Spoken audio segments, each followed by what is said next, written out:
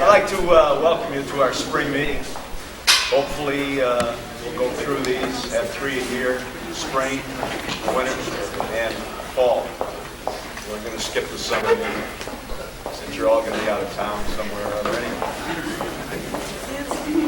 Our fall meeting is going to be on the Bethany Fire Department, and Les Warner is going to be giving us that one. So if you have any hot information for Les, please contact me. The winter meeting, right now we're planning on Bethany Dairy Farm, and High Carrington will be reading that one.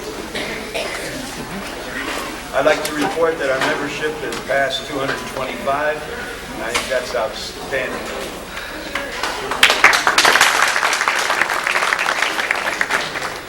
We also have a committee formed now that's taking oral history. This means they'll go to somebody's house, interview them, and so forth. And we've missed a few great people like Allie Woody and so forth. And this is now in place, and if you know of somebody they should visit, please contact them. Isabel Downs is our director. She's the liaison between this committee. And Carol Welpe is the chairman of the committee. She is an expert in that field, and we're very fortunate to have her with us. Her phone number, by the way, is 393-2670. If anybody needs it, you can probably contact any one of the directors.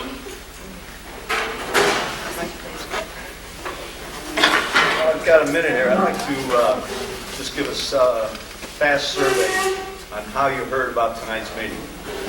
We had it in the newspaper. Anybody get it from that? How about the flyer?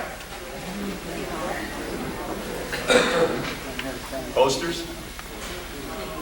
I guess the flyer is the way to go. Okay. Tonight, we're very fortunate to have our town historian again, Bob Brinton, and he'll be talking on the Old Town Hall. It's a very timely subject because this is 80-year anniversary of the Old Town Hall. It's also, hopefully, Bethany Historical Society's year of acquisition of the Old Town Hall to utilize, restore, and make a museum and a meeting place for the directors. We probably won't have a meeting of this. No, I don't think we would have a meeting of this size there. But it should be a nice museum, and it should be a nice headquarters for us. By the way, it's on the call for the town meeting on May 16th, and we need the approval of the town to do this. Bob, our historian, would you, where is he? Did he go home? He told me he was going home. Bob Brinton. Thank you very much, Timer.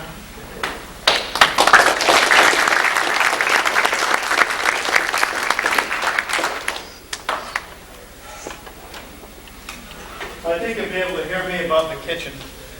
Most people complain that they can hear me.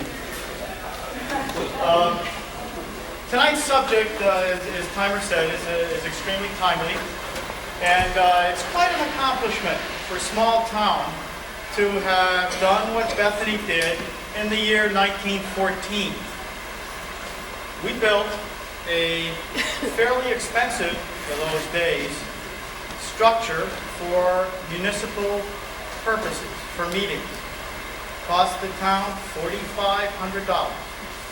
Well, not quite $4,500, because the building committee returned $23 and some, I think, 21 cents that was unexpended. Today I told we'd find something to do with that money, but in those days they returned it. It's especially interesting when you think that Bethany was incorporated in 1832, and between 1832 and 1914 had no municipally owned meeting place, except on the few instances where meetings were small enough that they could be held in a schoolhouse. But no building was built for the purpose of holding municipal meetings. As a matter of fact, when you think about it, This is the reason for tonight, the title of tonight's talk. No building has been built subsequent to that period, especially for municipal meetings. The one we're in now, of course, was originally a school. So this is why tonight's talk is Bethany's first town hall. When you're thinking about the amount of effort that went into this town hall, I think we have to bear in mind that $4,500 was paid for by only about 400 people.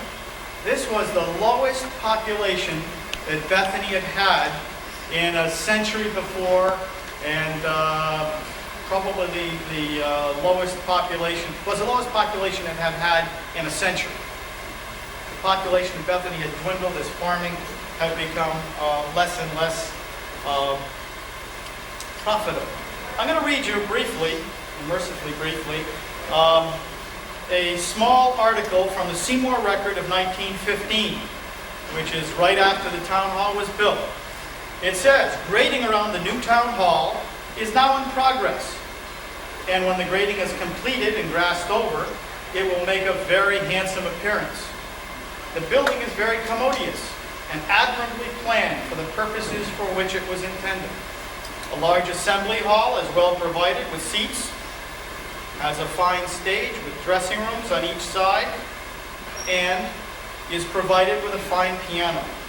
At the front is a good-sized room for smaller assemblies, and a ticket office for use on occasions when an admission fee is charged.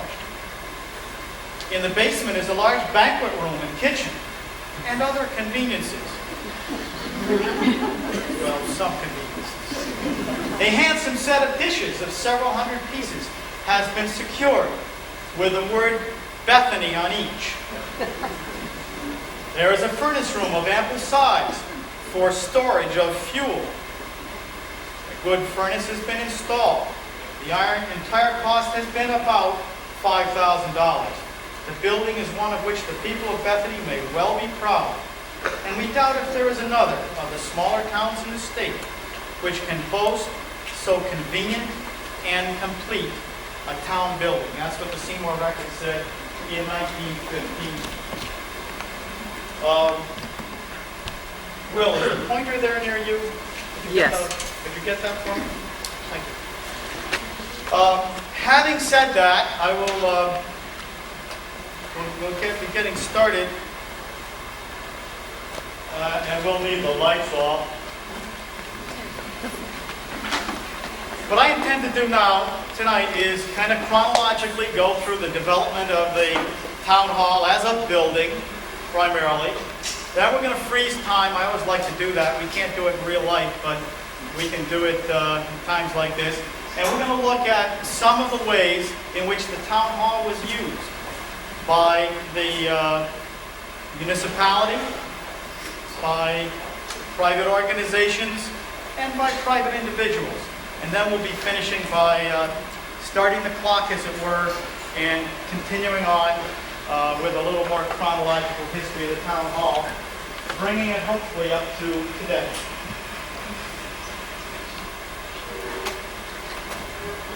Hey, it works. And this is a good slide to start with. We're pretty well focused on this, Will?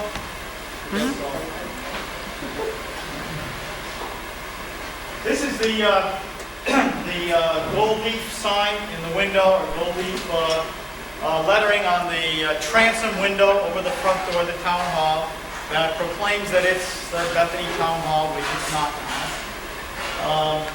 We kind of like it. We're going to leave it.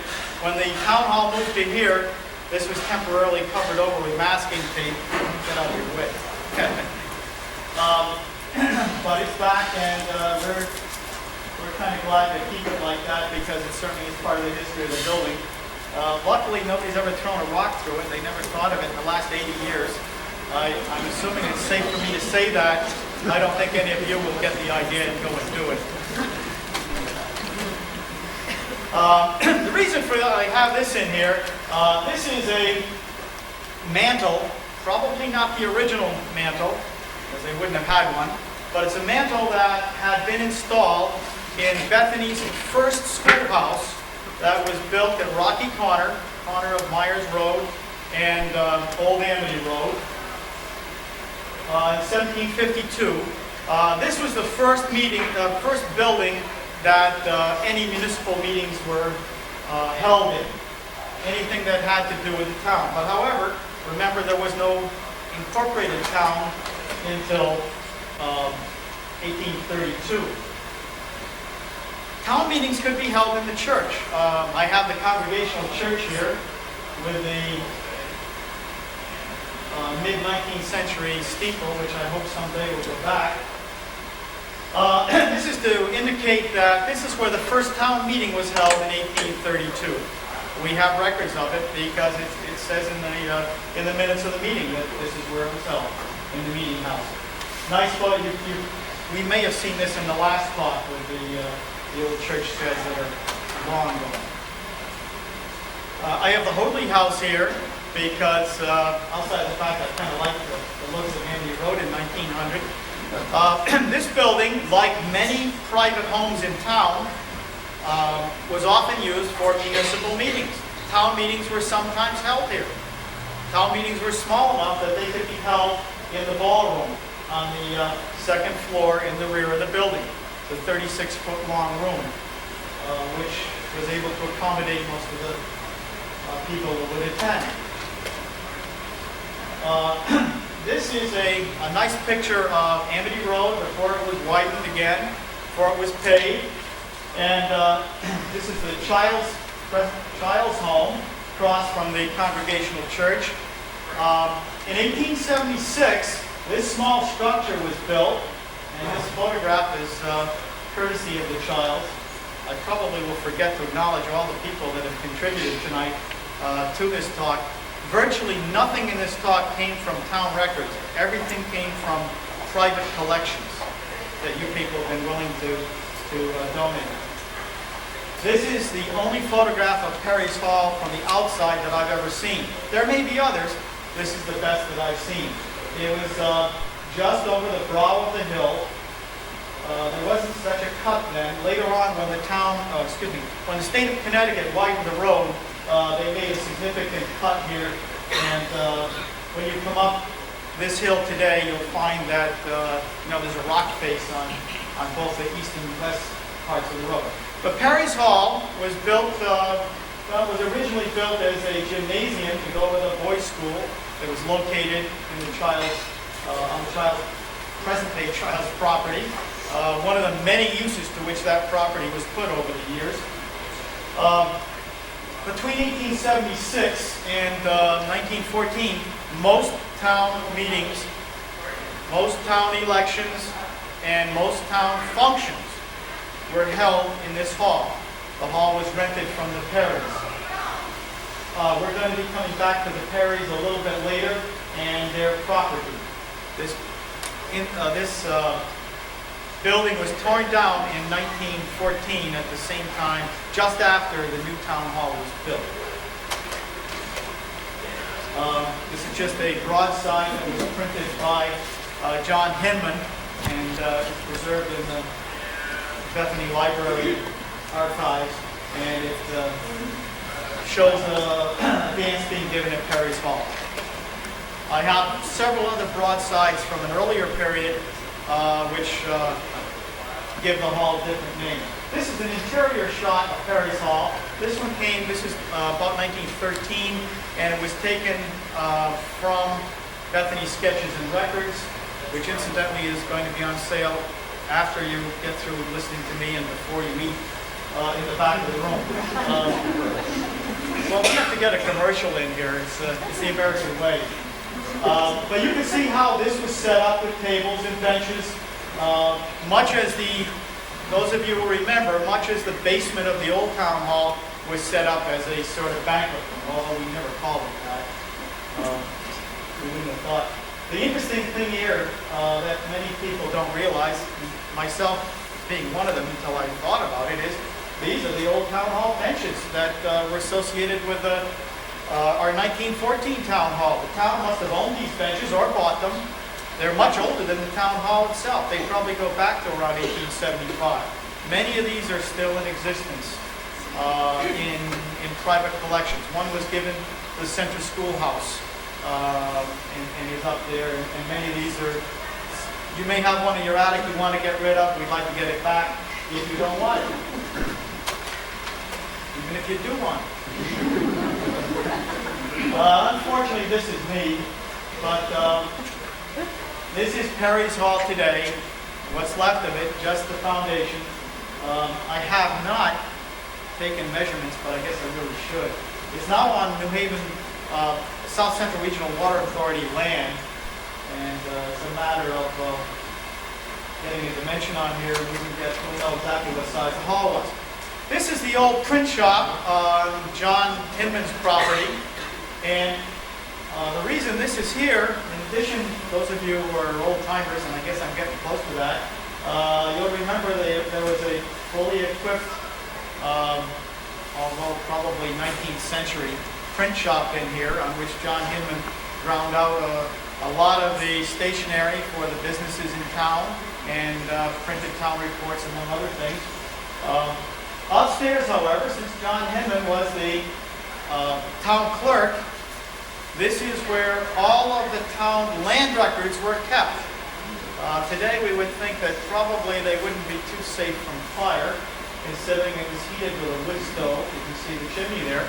But I can remember as a youngster going upstairs, up a rickety set of stairs in here, to the second floor of the barn, and it was there that the town records going back to 1832 were preserved. They remained there until 1952.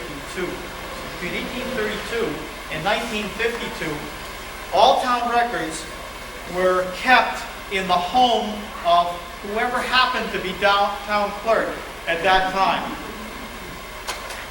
It was a thrifty arrangement, but and we were lucky. Many towns lost their records through fire.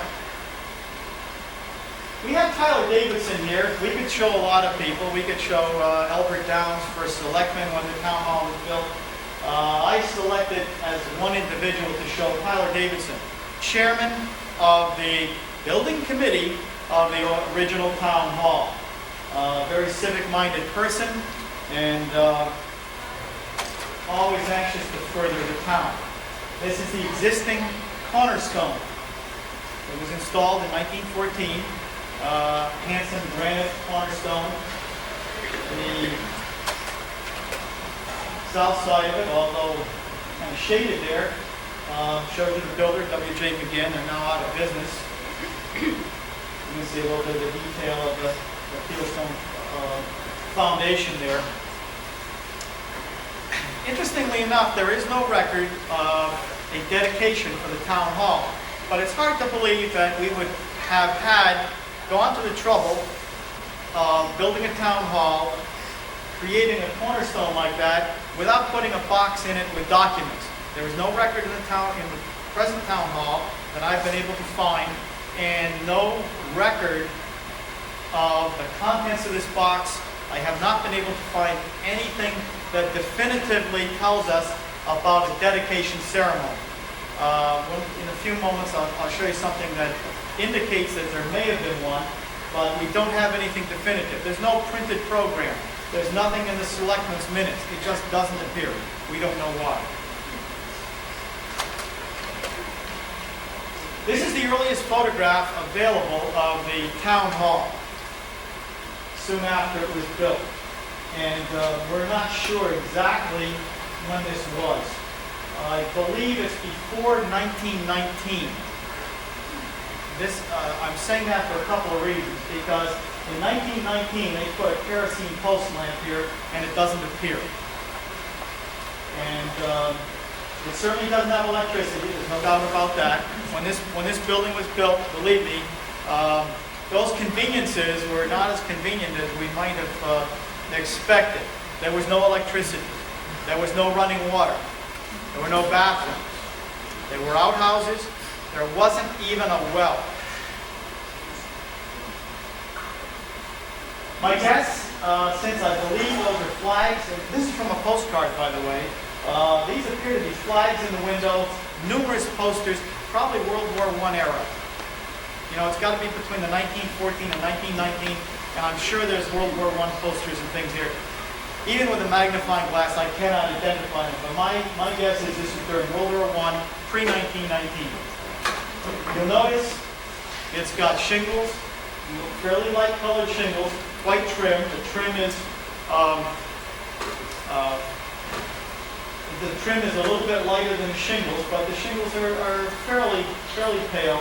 The original wooden steps, pillars. This is very similar in many ways to the kind of Grange Hall you find in Vermont or New Hampshire or Maine that was built in the early part of the century. It had some architectural features. I know there's a lot of division about whether this is a handsome building or an ugly building. It's probably neither. It's probably homely. And I say homely in the nicest sense of the word. It's got natural materials, fieldstone foundation. You know, if this was built by Yankees, those rocks came from that land. They didn't buy those rocks. They were tripping over them. They knew what to do with them. Put them together, make a foundation. Very, very thick foundation walls. I think they're like something like 18 inches thick. This was built to last. This building is not shifted. Structurally, this building today is perfect. There's a lot of symmetry here. There's the stonework and the overhangs and the shingles and everything look like kind of an arts and crafts kind of a cottage appearance or bungalow. I think civic bungalow doesn't sound very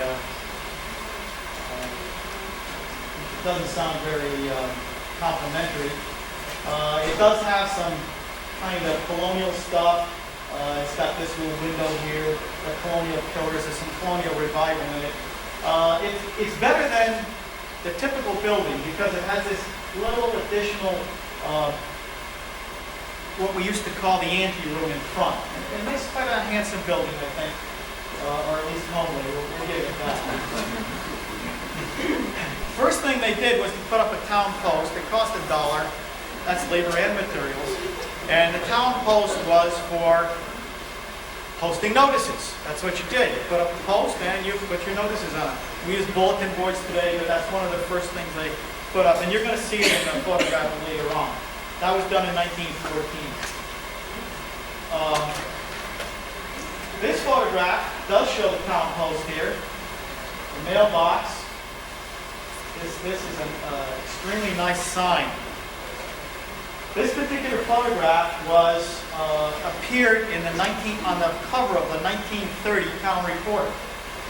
I don't understand why the shingles look so dark, because in later photographs they again appear light. At first I thought maybe they were stained. Today, of course, you know, there's siding that covers the shingles. The differences here are, you can see electric lighting has been added. You see the light bulbs there, see the bare bulb? That bare bulb is still bare. I thought maybe there was a shade that was missing. Nope, never there. Although this was probably taken about 1928 or 29, because we know from the town reports, that's how we know the history of this, because whatever any money was spent, it had to be put in the town report. So almost everything is chronicled. We know that electricity was put in 1927. Prior to that, kerosene lamps. Lucky it didn't burn, huh? This sign intrigued me. It's just a handsome colonial revival sign with a broken pediment. If the Historical Society gets this property and it becomes headquarters, it'd be nice to put a sign like this up again. Matter of fact, we are going to the Planning and Zoning Commission next Wednesday for permission to put a sign up just about exactly in that spot, just about exactly with that appearance. But I wanted to know what the sign said. And the only way I could do it was by taking the original 16 millimeter film that was taken by Howard Beach in 1932 of the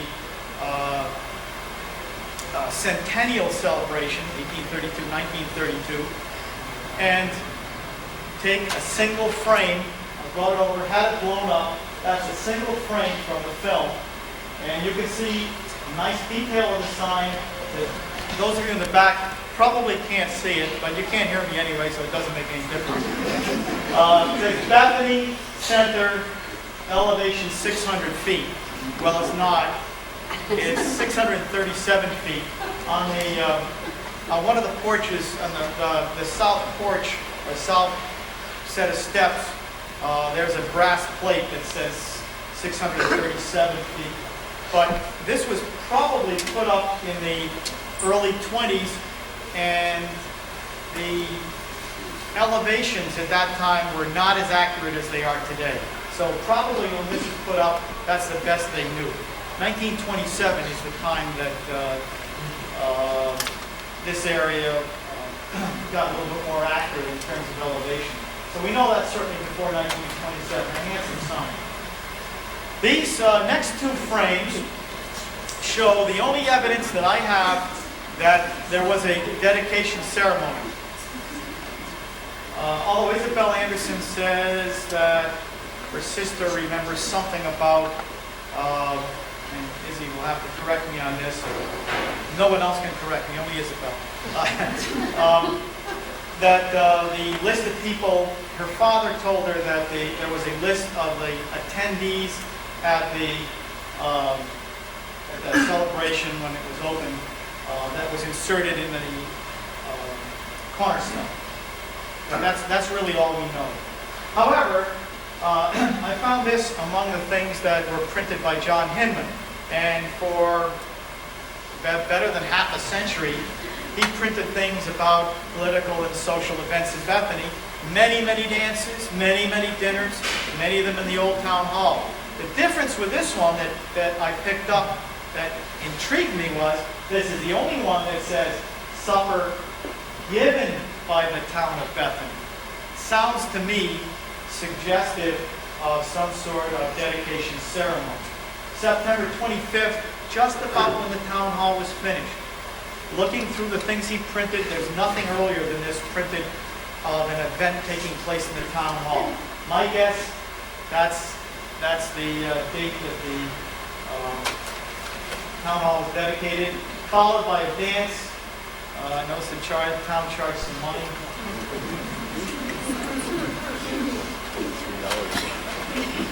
Okay, moving along to furnishings. I'm going to quickly go through this because I usually get criticized, mostly by my wife, for taking too long. One of the first things they did with the new town hall was to furnish it. This is a handsome chair that is presently in the First Selectman's office, and we intend to leave it there. You don't have to worry, John. You won't be missing someday when you go in. There originally were 6 of these in the meeting room, or selectman's room, or what I used to remember as, I always called it the courtroom, because my father was a prosecutor, and that's the main thing I remember happening in there. There were 6 of these. 2 of them are in our town hall now. One of them's in a private collection, and the individual has offered to donate it to us, and so we'll be getting at least 1 chair back in the old courtroom. This table is the old table that was used by the selectmen and by town court from 1914 until the town hall moved. Hope you get this back to where it once was. An example of one of the early town hall chairs. I don't know if this is the earliest one. There are 2 types of town hall chairs. One had slats. It's getting boring, isn't it? And one had a plain seat. Let's get to this furniture thing. This is a town hall bench that was donated by Doug and Marion Sandell to the old schoolhouse, and this is in place in the old schoolhouse. Not a very good photograph. Most of the photographs are excellent. I have to thank my son Will, who took all of these. You're only going to have to sit through 80 tonight. I was so worried that we wouldn't be able to get enough photographs to put together a talk. I ended up with over 200 to choose from. But because I'm merciful, you're not going to have to see the ones that weren't selected. If those of you in the back probably can't see this, This was recently donated to the Historical Society by Russ and Janice von Baron. And it's an original plaque from 1914.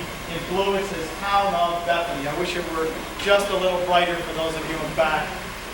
We hope sometime in the near future to maybe put together a display of some of this material so that it's a little more, a little easier for you to see. Okay, now remember we said we were going to stop the clock. We were going to use a time machine or something like that. We're going to stop our chronological look at Town Hall, and we're going to look at some of the uses to which it was put. And of course, the most important use that a Town Hall can be put to is for government and political activity. This one, I chose this one because it seemed to be rather bipartisan. This is a caucus which was thriftily held. Both caucuses were held on the same day, 1948. This probably was just before, and somebody can probably correct me on this, but please don't. This is probably just before the voting machines were introduced to Bethany, and we stopped. I don't think stuffing ballot boxes is the right word, but utilizing them.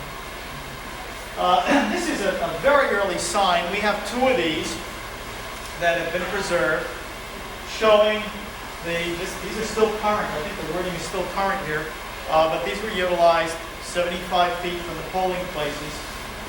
I don't know how old they are. They may be 19th century, but they're just kind of handsome signs, and I think a good example of sign painter's art.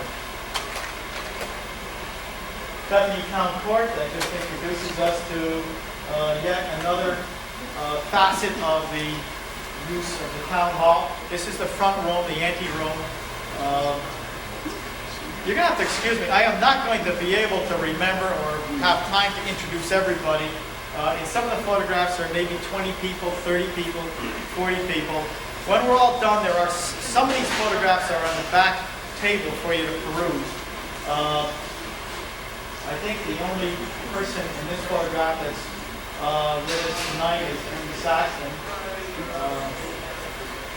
George Vail, of course, clerk of the Bethany Trial Justice Court. Edward Hinman, who is among other things, judge of the court. John Edmondson, Russell Hopkins, my father was the prosecutor. What's kind of nice about this is it shows what that little meeting room looked like. The walls were just paneled and varnished with beaded boards. The law books were in the glass door bookcase in the back. A flag at the head of the table. This end of the table was reserved for the court officials. The other end of the table was reserved for the defendants, and if they were foolish enough to have employed them, the defendant's attorneys. As I remember, generally, a defendant without an attorney made out a little better than a defendant with an attorney. Whether the thought was that if you could afford an attorney, you could afford a fine, I'm not sure. But one little anecdote, and we'll move on, is as a youngster, I can remember coming to this anteroom, which was closed off from the main building. None of the building was heated, by the way, unless somebody was there. We didn't heat space unless there were people in it. And in the wintertime, my father and I would come early, and we would build a fire in the wood stove half an hour earlier to heat up the courtroom so that when the defendants got there, they could take their coats off. Tax collector. We're going to go through just different uses of the town hall. Tax collectors. This goes back to 1916. Cliff Roche was tax collector for many years. Almost everything you're going to see that's in printed form here was printed by John Hinman on his early printing presses. Most of them went back before the turn of the century. This is part of a program for graduation ceremony and field day exercises at the town hall.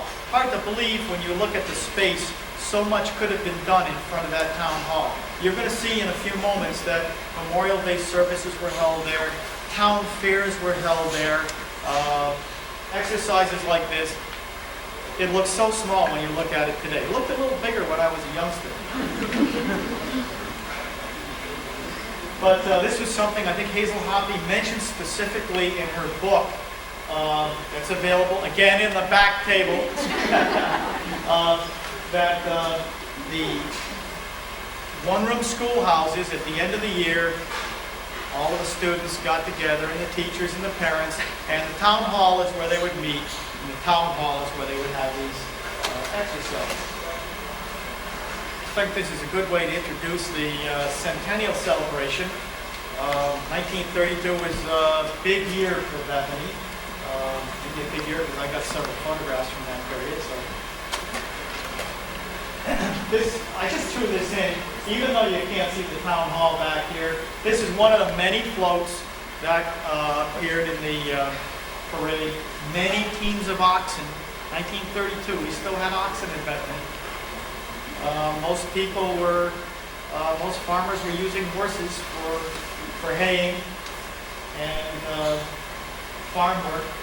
True, automobiles that really replaced horses as a mode of transportation for almost everybody, but not for farm work. Particularly like this one again. This does not appear. There is one on the back table that's similar to this. There are two or three. The photographer must have lined these guys up and just said, move around, and they changed places. But there are many people we can recognize here. The front row is a little easier. You see Charlie Middleton here, Clifford Whitlock, Nelson Peck. He could go on. It's a little bit, as you get back to, if you have a photograph, you can see it much easier. Again, I'm going to apologize for not naming everybody. This is not a very good photograph, but it does show the dedication of the first honor roll. We never did anything in Bethany about the Civil War. I guess we were too small a town. We sent boys to the Civil War. Some of them didn't come back, but we never really commemorated them. But World War II involved large numbers of people from Bethany. Many boys went over to World War II. A few didn't come back from World War II as well. Dedication of the honor roll in, let's see the date there, I can't see it. So I guess, this is 1943. Let's see the date. Yeah. Sunday, November 4th. I don't have my glasses on. You know, if you see something interesting, just tell me.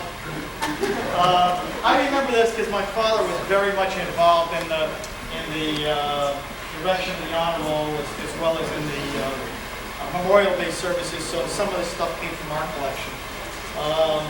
This is kind of interesting because it must have been right after a ceremony in the late 40s. Probably Wallace Saxton had just placed a wreath in front of the honor roll. This wooden honor roll only lasted, it lasted from 1944 to 1952. At that time, it got very disreputable. You know, it was just made out of wood. It started to rot. This was before pressure-treated wood. And the paint was peeling. It was kind of getting to be an embarrassment. And we'll get to that in a minute. Speaking of embarrassment, the gentleman here happens to be me at a far younger age. This isn't in here because I'm in it. By no means. The reason this is here, and the only reason this is here, is because it's the only photograph I've ever found that shows the north side, looking at the building, the left side of the old town hall before the kind of unattractive cinder block addition was erected in 1952. The other thing I like about this, it's the only photograph that shows the only source of water that the town hall had at that time. In 1925, the town of Bethany spent the princely sum of about $600, big bucks, to drill a well. We didn't have water until 1925. To drill a well and put that hand pump. And as a youngster, I certainly can remember operating that.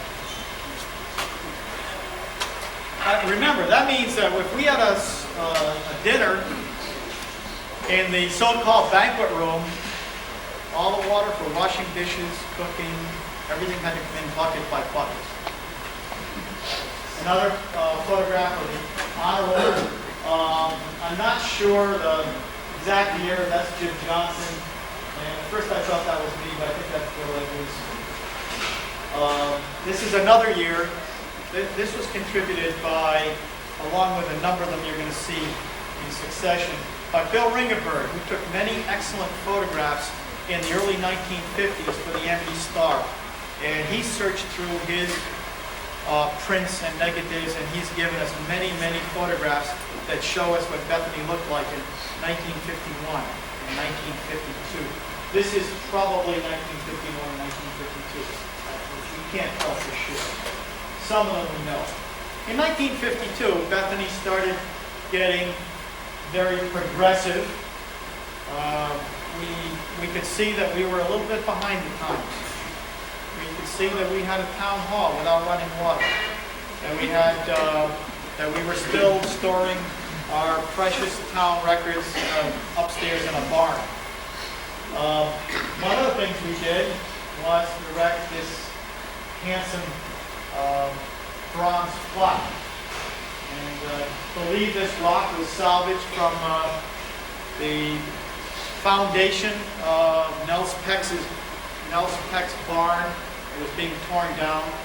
And this is an early example of recycling. It was moved here, and a committee, including Theodore Sizer, composed an inscription, and this was erected. This has recently been taken down and replaced by a larger memorial to veterans, which you'll find out by the flagpole.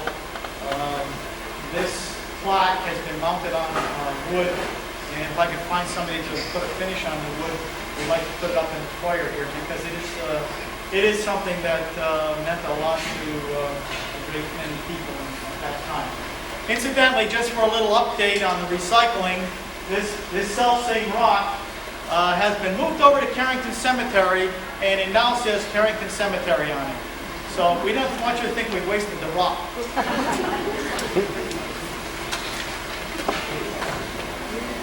Again, the next few photographs are courtesy of Bill Ringenberg. This probably is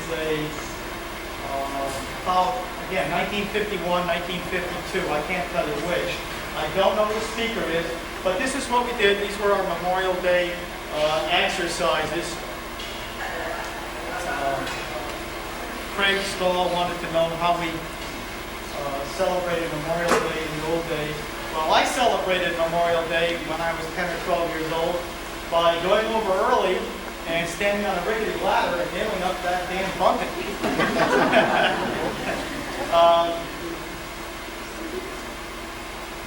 You'll notice how we utilize the space in front of that town hall. That's our seating, that's our assembly area. There is no parking on the side of the town hall or in back of the town hall.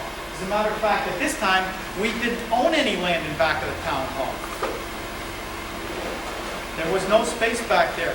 Subsequent to this, the town of Bethany made 3 purchases of land to add to their original purchase, which came from the Nettletons, which was incidentally an unfriendly acquisition.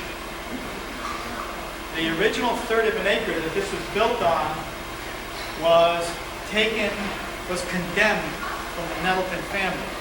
Against their will, we took the land, and the water company owned the land, but the Nettletons had like use of it. The water company sold us the land for $75. And the Nettletons said, no, we're not going to give up like use. So we exercised eminent domain and we took the life use value from it. Of course, the interesting thing is to show you how things don't change. We paid $75 for the land, but the legal fees were about $375 to settle to win the suit. So it shows you some things have not changed. This is interesting. I'm going to let you read it. I'll read it for those of you in the back that can't see it. It says, vote no to zoning ordinance. Keep Bethany free of the Iron Curtain. This is the McCarthy era. And for those of you who didn't know that the Ruskies were at our border, and then it goes on to say, keep Bethany free. Be sure and attend a special town meeting. And this was to prevent zoning from coming in. 1949, it didn't come in. Zoning had a lot of difficulty. It didn't come in permanently until 1952. But again, showing the kinds of things we were doing in those days, the kind of thinking that was going on. And I was kind of amused to see that. The Iron Curtain. This is a later meeting of the Planning and Zoning Commission, Earl Kadeshi, Jim Quinn, Fred Scherer, and they're in the town clerk's office. This is much later, but I just wanted to tie the two in together. Concert and dance, again, all through the years, many dances, many fundraisers. I kind of like the name of the sponsoring organization here. This is something we might want to revitalize. Anybody know about the Good Time Club? Anyone willing to admit it?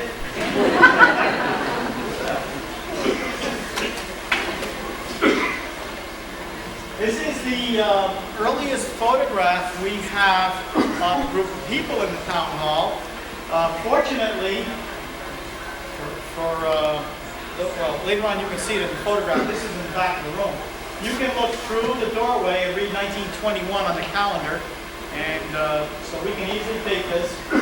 These are officers of the Grange. Their positions are indicated. Master would of course be Wallace Saxton, who was, I guess, in 1921 not yet first selectman. Will Wooding would have still been first selectman. Charlie Booth, Otis Carrington, Reed Downs. It doesn't show up well. Look at the original, you like it better. One thing you can see in here, though, is if you look over this fence by Lady's Head, I do have identification elsewhere, by the way, but you'll see the smoke pipe going up into the chimney from the old parlor stove that was in the corridor. Not sure what the old school desk is doing up there. All right, I'm trying to show you now some of the private uses. We're not going to talk about voting or town boards, but rather organizations that use the town hall. This building that was so much the center of community life for so many years. This, of course, is the Grange Group. It says in the basement of the newly renovated town hall. This is subsequent to 1952 because there is an entry there off to the right where you can't see it. Would be the vault. At that time, I believe the vault only had one entrance. But there still was a large kitchen. These pass-through windows is where you would distribute food during those banquets. Brian Howard being sworn in as, this is fairly recent, obviously. We're probably up into the 70s or 80s. I can't really remember the date of this. Anybody know when Brian Howard was master of the Grange? Good, I can tell you anything I want then. The Grange used this building. The Grange formed about the same time as the town hall was built, and they used it throughout the period that the town hall was owned by the town. And Brian, of course, was one of the last, if not the last, master of the Grange. Bethany Fair, an old home day. I kind of like both of those. Again, this fair, 1924, Fairs were held here, not necessarily on a regular basis, but evidently quite often. And I can remember fairs as a youngster. I think down here, you can't read it, but it says something like Bethany Agricultural Association. I don't know anything about the group, except that they evidently were in existence in 1924. We have a few photographs here I'm going to apologize for. The only photographs in existence that I could find were these that came from the old Amity Star, that newspaper that was devoted, even though it was for Bethany, Orange, and Woodbridge, since George Vail was in town. It was really mostly Bethany. It was really was our own hometown paper between 1951 and 53. And this is the only one I happened to find of 4-H leaders, but the 4-H used the building, as did the PTA, holding a dance. I won't linger on these because they're very difficult to see. This is a little bit better. Bethany Men's Club. It pretty much shows the old benches. These are the same benches you saw in Perry's Hall that were there in the 1913 photograph that we saw earlier. We're still using them. Anybody that ever went to a banquet there will remember how difficult it was to maneuver those benches in and out. Because they had arms, each person had to act in unison to move the bench out and then to return it again to its original place. It took coordination and timing. And above all, it took cooperation.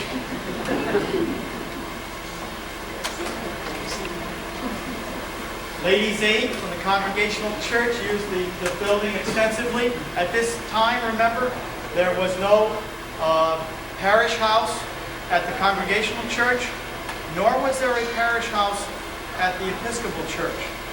Any of their activities were held in this hall. Some of these chairs are still remaining in the town hall. The ones with we won't get boring with furniture, but it's interesting. Some of them are still in there, and we sure hope they stay because we would like to keep them there. They've been there since 1914. I guess they belong. Okay, there are a few photographs here that were taken by Ken Gooch. I think he's here tonight. Can you dare tell what year? It was in the 50s anyway. And they're just beautiful. And there were so many of them, I had to choose just a few of them.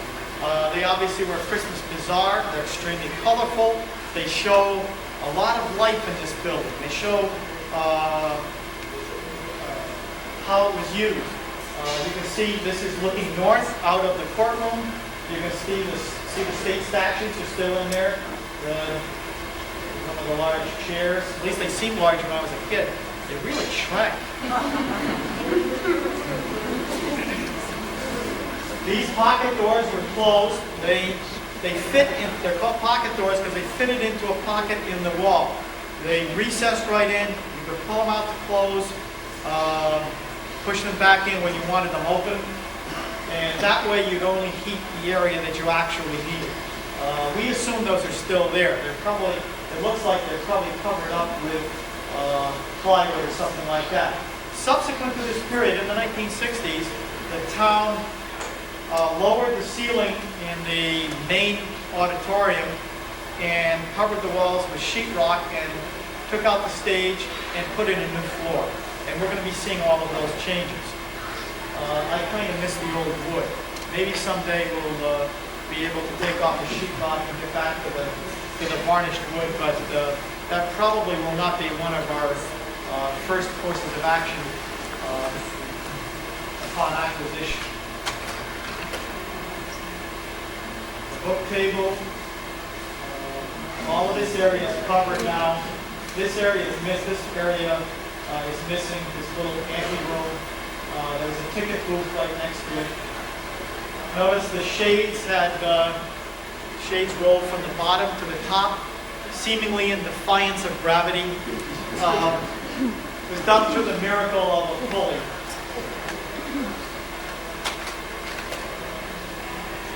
The Nanny booth, of course.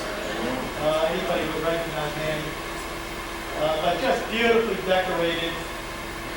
little fire extinguisher in the corner. I don't know how much of a fire that would put out. I always remember as a youngster these footlights. They're just kind of being stored up there. You're going to see them in a few moments. Some of them were store-bought, and others Ed Hidman made out of juice cans, and you'll see those. But this was the stairs, an entrance to the dressing rooms, door from the wings, main stage. These velvet curtains, probably before fireproof curtains were invented, I really don't know. One thing I remember as a youngster, and I have not been able to find any photograph of, and that is the area above the stage and to the right of the curtains prior to about 1948 or 49, at which time this brown paper was put up. Underneath that brown paper were signs, advertising signs. And the story I heard, and maybe somebody can correct me, but do it later and in private. I was told that the advertising signs next to, above, and on the other side were sold, and the money used to defray the cost of purchasing the curtains. Kind of a thrifty idea.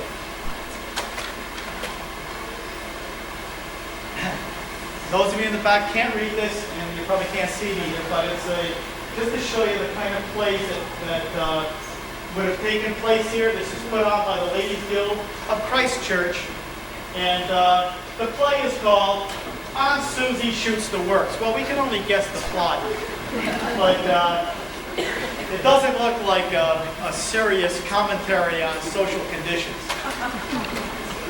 I don't think those were drive-by shootings that Aunt Susie was concerned about. Halloween dance put on by Christ Church. Lots of children. This is the most recent photo, I think, that I have of an activity utilizing the church. We're now up into the 1980s, and this is a bake sale. I love this photograph. This is courtesy of Barry Collins. It's just a wonderful photograph of a bake sale taking place in the town hall. At this time, the Christ Church owned the town hall, having bought it from the town subsequent to our moving the town hall to this building. I wanted to throw this in for Frank Ricco, and thanks for his turning on the lights. We hope he'll do that later. Boy Scout Charter Night, 1932. This is the April 11th, 1932. This was when the Troop 1 was organized in Bethany, and Boy Scouts used this structure very often. Although as a youngster, I always remember meeting in the basement of the school here. The significance of the stamp is that whenever John Hinman printed anything, he wrote the number of the amount of the press run and the date that he printed it. So even something that's undated, we can tell when it was done. This is a terrible photograph. Those of you in the back are just going to have to take my word for the fact that there are a group of scouts on the back of the stage around 1952, and they evidently are exhibiting their prowess in first aid, and they are attempting to render this hapless victim into a mock mummy.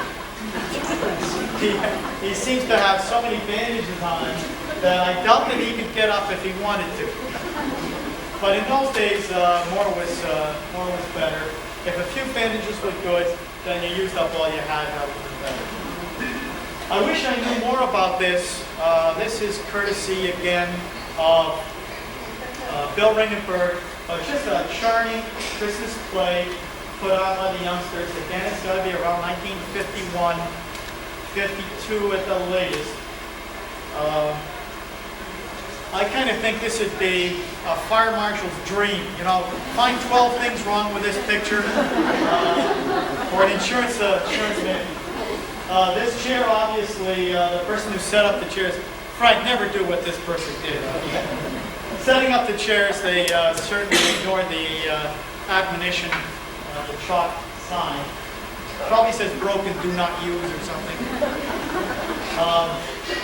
These are footlights here. These are made out of cans, and I think the fire marshal probably today would frown on the use of live grease packed around the base of the footlights.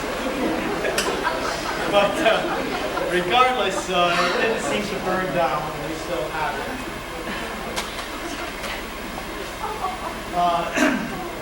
I can remember as a youngster going to productions, plays. Among some of the favorites were the Gilbert Sullivan productions.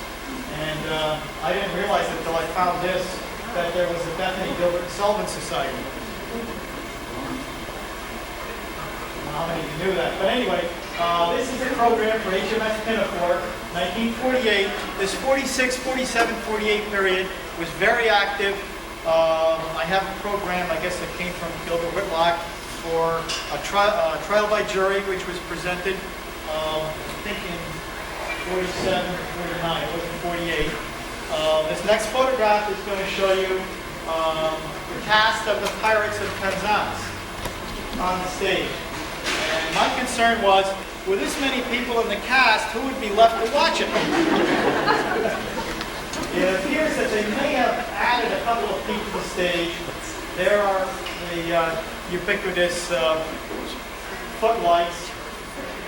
Incidentally, these have the old-fashioned porcelain sockets with little terminals that you twisted the wires around. It would be very easy for a child to stick his finger on any of these, but that's before children did things like that. I guess we knew better, you know. Many people here you probably recognize. Let's see, how many people are here tonight? Arlene Gurley hasn't changed. I don't know what Gilbert did with that hat, but that's Gilbert Whitlock. I guess Henry Riley, John Edmondson, Mike Downs, and of course Albina Doolittle, with a good, strong voice. She always managed to be in center stage. She, of course, played. Any of you will remember Albina can enjoy the fact that she was the one that played Little Buttercup in the HMS Pinafore.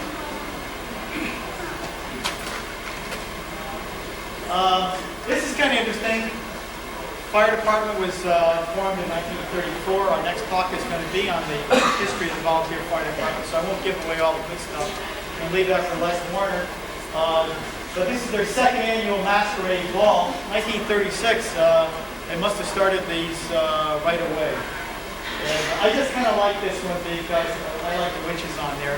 The only thing I can figure is John Hinman must have run these through, printed these up, and then I think he had to print it the second time to get the witches on. I don't think it's actual witches because they appear to be superimposed over the letter. That's kind of Bethany Boys and Service Club.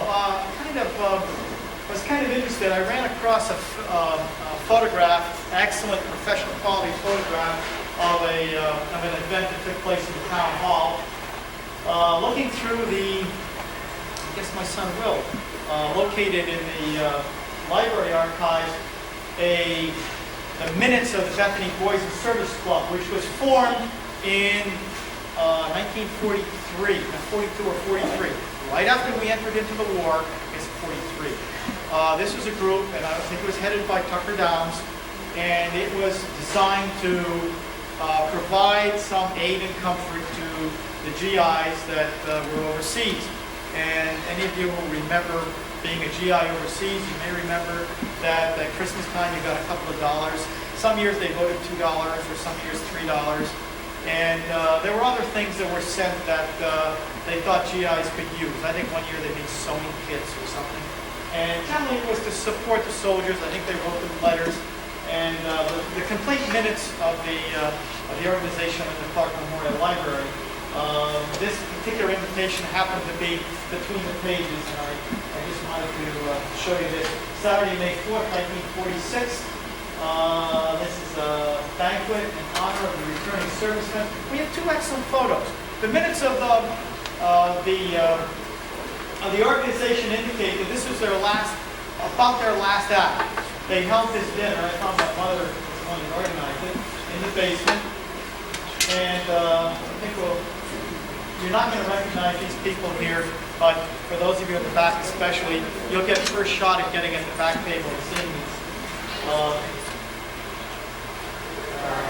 This is Gladys, the earlier hitch.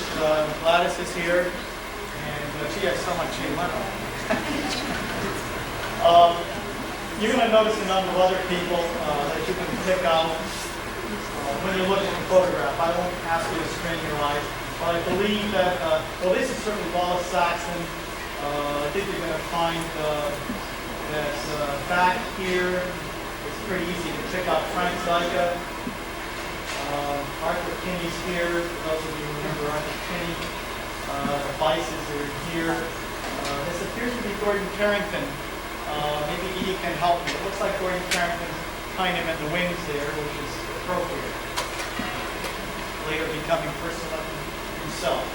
After the meal, shortly after the meal, maybe an hour later, this photograph is taken, and it shows the men assembled in the upstairs hall. You're going to see people like Theodore Sizer.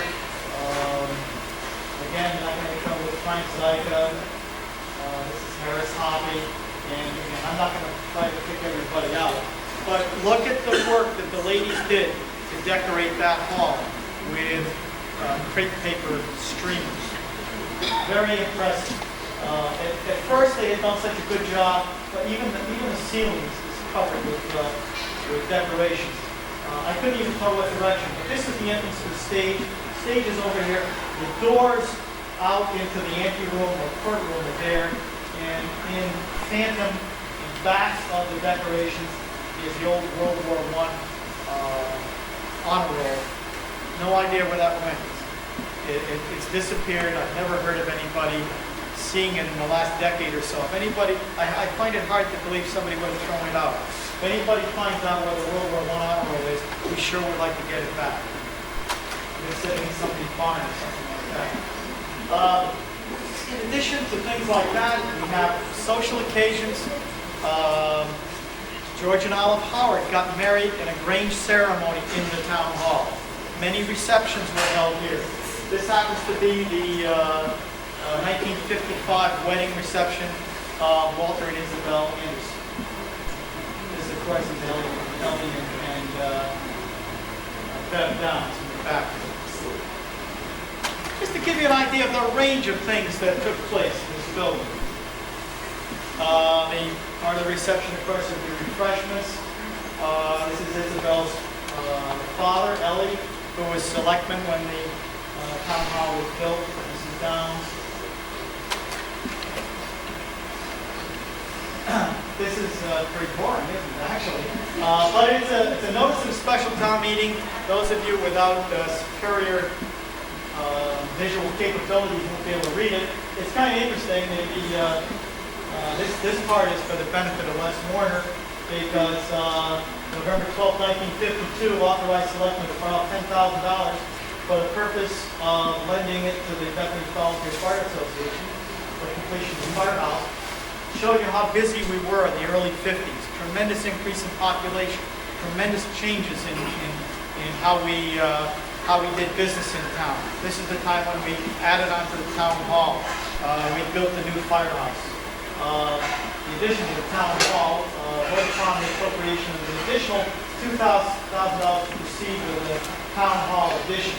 The town hall addition that contained the office that was originally used by the town clerk and the new vault, and, you ready for this? Bathrooms. We got bathrooms in 1952. No more going outside to the privies. I think the town spent about $15,000 on that addition.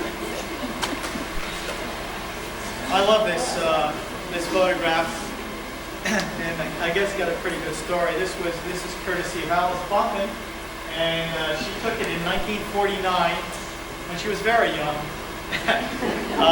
As a passenger with Ellie Downs. Well, I've been a passenger with Ellie Downs, and I think I usually use my hands for holding on to something.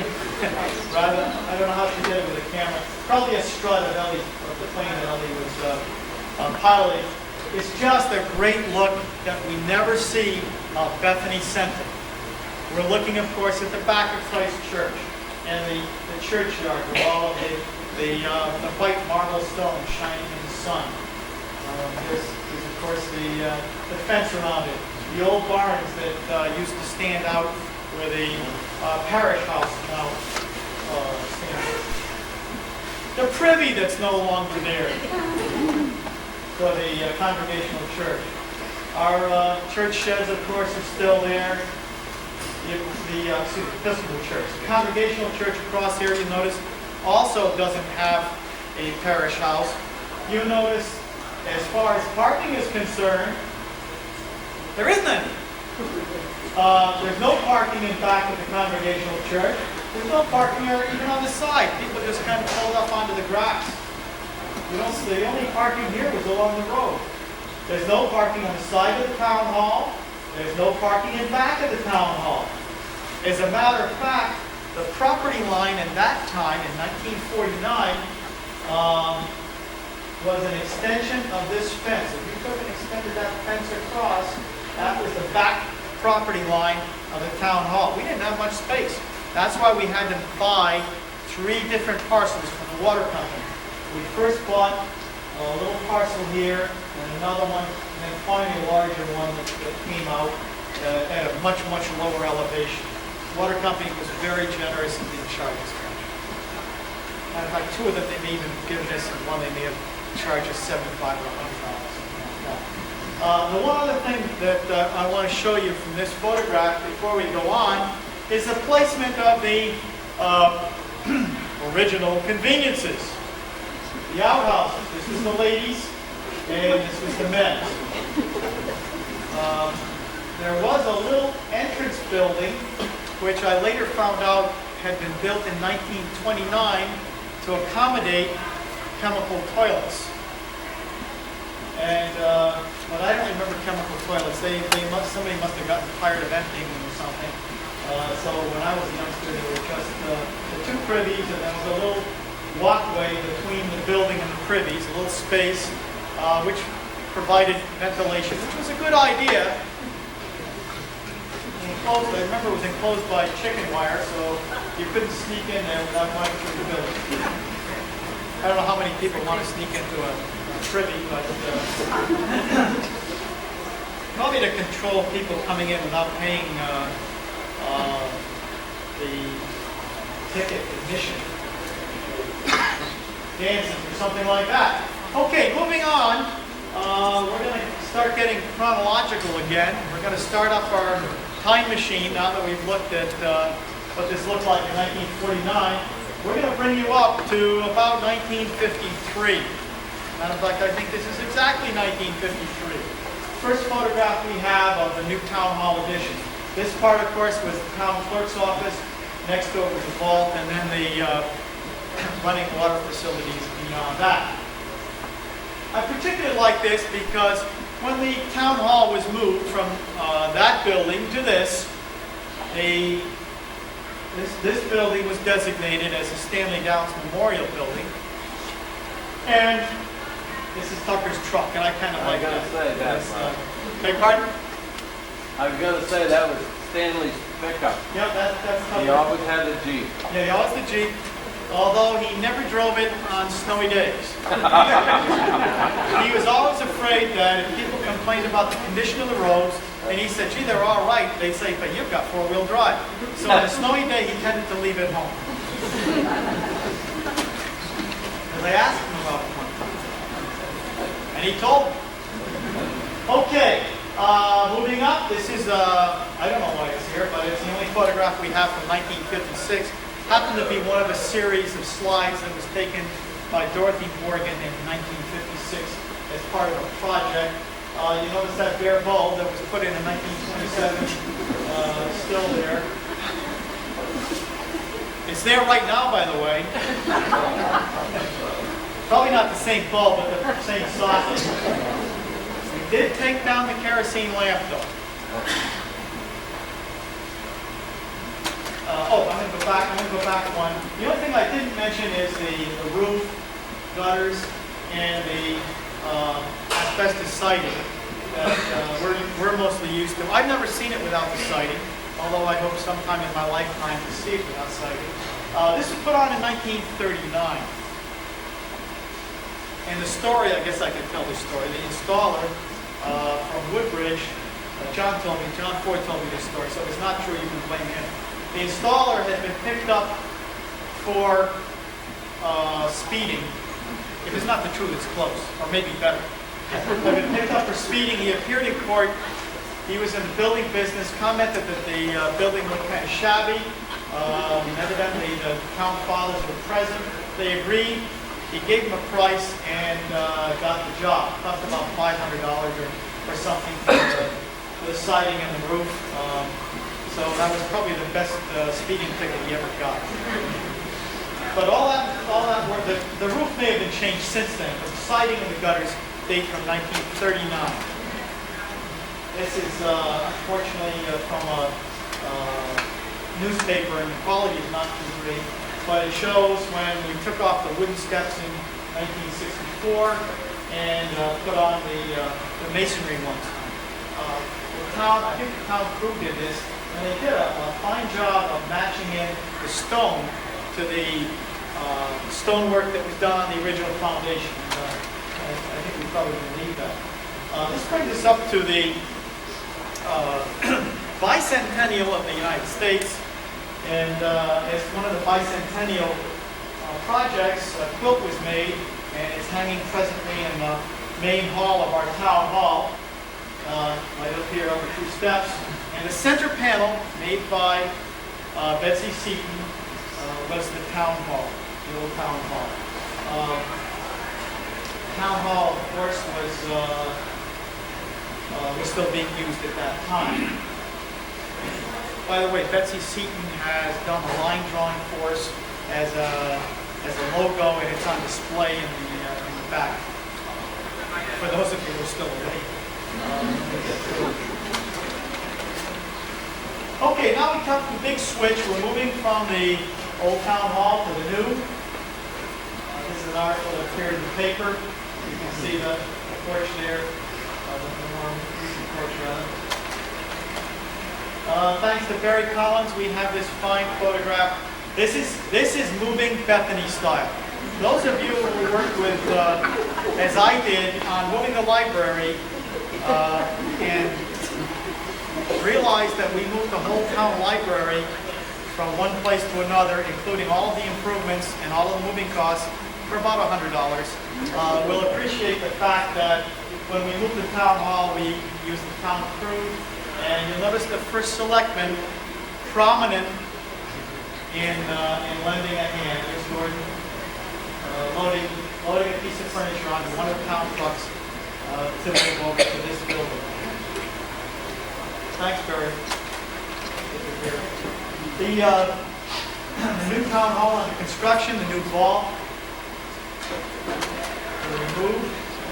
At the time that we moved, resolution was passed at town meeting to dedicate the old town hall, which was no longer going to be called the town hall, to the memory of Stanley Downs, Tucker Downs. And the building, of course, is the Stanley Downs Memorial Building. The first tenant to occupy the only tenant to occupy the building subsequent to its use as town hall was the state of Connecticut for spay and neuter clinic. And it was used for about 2 years. First of all, as a tenant of the town of Bethany, and then when the Christ Church bought the property, a tenant of Christ Church. Okay, we're moving up to today. That gives you some hope that this is going to be over. This was taken during the winter. The guy that looks like a snowman there is me, and it was pretty cold in there. I don't know why it is. An unheated building seems colder than being outside, but it does. My son Bob, of course, inspecting the old courtroom, again facing north toward the Congregational Church. You see, the only changes here are the walls and ceiling have been covered with sheetrock. Interestingly enough, this little square box here that had a cover that lifts up, that's still the wood box that was used to store fuel wood for the parlor stove. It's still there.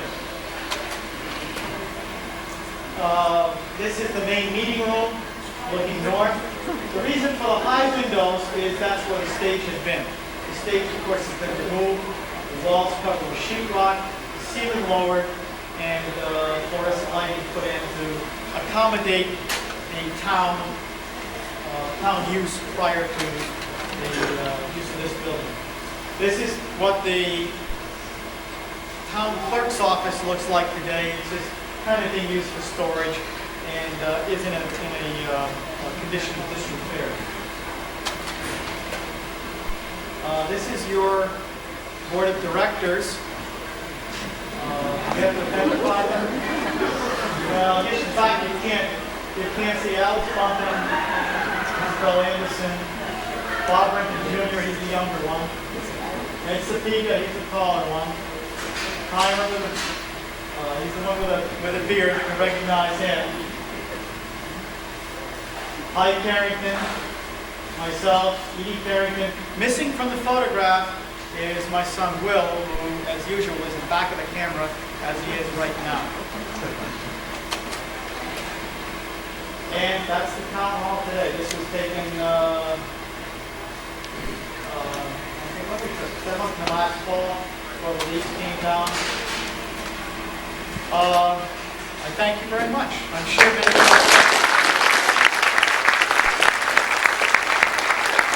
Is sitting back here. She'd be glad to give you any information about the raffle. Also, she'd like me to mention the fact that they have a big picnic coming up for the Historical Society, and that's June 26th, right, Bob? In the back, I think Bob mentioned about 10 times, we have books.